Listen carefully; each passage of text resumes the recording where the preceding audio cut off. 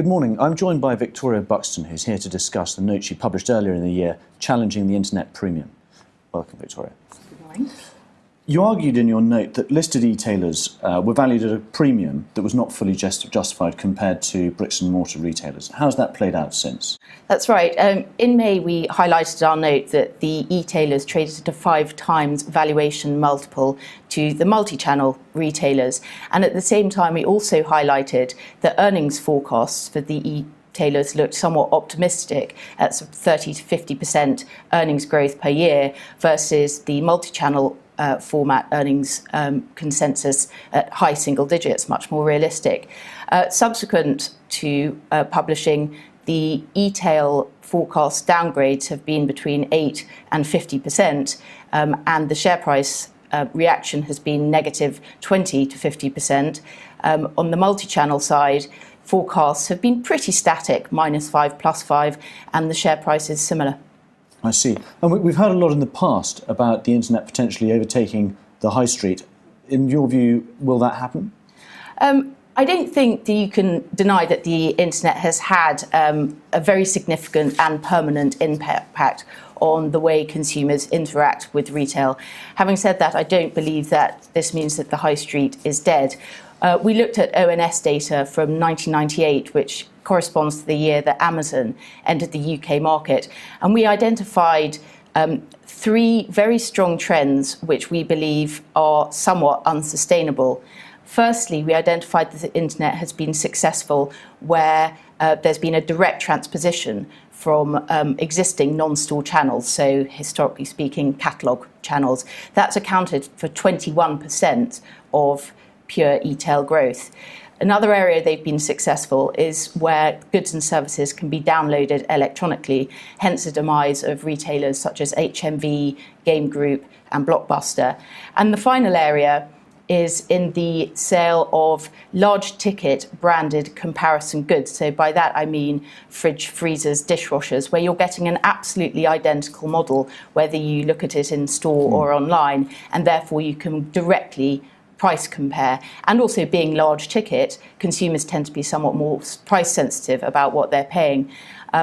The other reason why we believe that channel has been successful as well is that although it's tangible, it historically always was a home delivery subsector of retail and obviously has continued to be. So hence the demise of retailers such as Comet and the rise of retailers such as AO World. But of the survivors from the bricks and mortar retail universe, what are their relative strengths compared to e-tailers? I think bricks and mortar needs to be looked at within the scope of multi-channel retail, and we think that bricks and mortar is a vital component of multi-channel retail, firstly as a tangible point of sale, secondly as a location for click and collect and returns, with click and collect very much one of the fastest areas of growth within the retail sector at the moment. It also produces a halo effect for online sales. So one retailer that was historically non-store is now rolling out stores throughout the UK, has put a mid-single digit halo of impact on their online sales within a 45-minute drive of opening a store. And finally, we think that for the clever retailers, having a store base actually is a point of differentiation between the somewhat faceless e-tailers, the physical store, its feel, its vibe, but also the people, the service that can be provided within a tangible floor space versus online or digitally. And so brand plays a strong part in all of this. I think brand is absolutely vital and I think will become more vital. The differentiation I draw is that traditional retail merchants presume demand and retail brands create it. And clearly one wants to be on the side of the people that are generating their own demand versus depending on external forces. So who do you think will be the winners and losers from all this? We did some analysis around a number of brand ranking tools, both globally and more UK focused. And whilst they all focus on different areas of brand definition, we did draw out some winners and losers from the total list. Globally, we identified that Inditex, so Zara,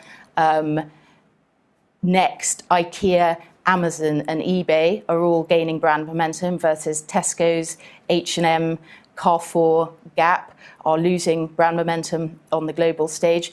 And within the UK, the names that we felt were gaining brand momentum and brand traction were M&S, Waitrose, Boots, Asda, and John Lewis. Very interesting. Victoria, thanks very much. And if you'd like more information, please look at the note on our website.